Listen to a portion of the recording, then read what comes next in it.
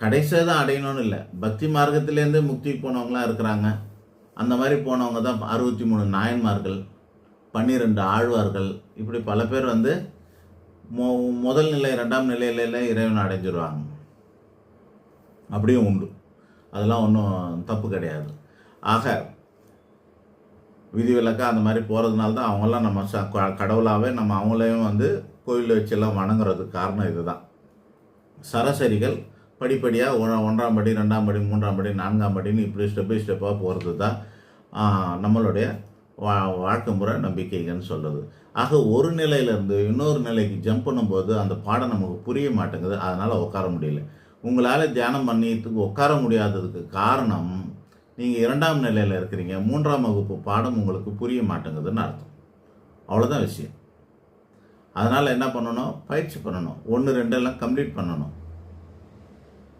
அதெல்லாம் கம்ப்ளீட் பண்ணிவிட்டு தேர்ச்சி பெற்றுட்டு அடுத்த நிலைக்கு போனால் தான். ஃபஸ்ட் இயர் செகண்ட் இயர்லாம் நீங்கள் அரியர்ஸ் வச்சுட்டு தேர்ட் இயர் போய் உட்காந்து பார்த்தீங்கன்னா அது கண்டிப்பாக அது கூட வந்து அரியர்ஸ் தான் விடும். இதெல்லாம் ஜாதகத்தில் தெரியுமா? முதல் நிலையில் இருக்காங்க, 2ஆம் நிலையில் இருக்காங்க. கண்டிப்பாக இதில் எல்லா விஷயங்களும் ஜாதகத்தில் இல்லாததே கிடையாது. எனக்கு பார்க்க தெரியாமல் போகலாம், மற்றவங்களுக்கு பார்க்க தெரியாமல் போகலாம் ஒழிய எல்லாமே ஜாதகத்தில் இருக்குது.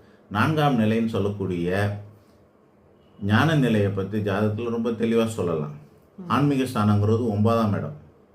ஆன்மீக ஸ்தானம் 9ஆம் இடம். 1, 5, 9, 12 4 நிலை வச்சுக்கோங்க.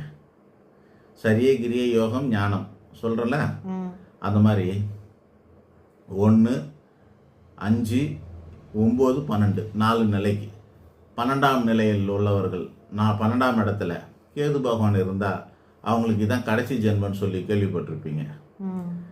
அது ஒன்று மட்டும் பத்தாது, முன்னாடி 1, 5, 9 கூட பவித்திரமாக இருக்கணும். அதாவது ஆத்மகாரகன் சூரியன், ஞானக்காரகன் கேது, ஆன்மீக காரகன் குரு. இந்த 3 கிரகமும் இணைந்தோ தனித்தனியாகவோ 1, 5, 9, 12 இருக்குமேயானால் அவர்களுக்கு முக்தி மோட்சம் உண்டு. 1, 5, 9, 12 இந்த 3 கிரகமும் அப்படி இருக்கணும்.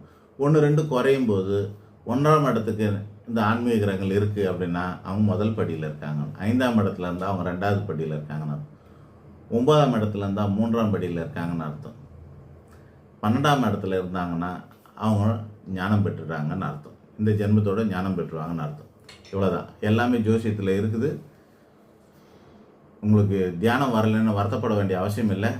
முயற்சி பண்ணுங்க, தொடர்ந்து முறையாக தீட்சை வாங்கி தியானத்தில் உட்காருங்க, எல்லாம் கையிடக்கும்.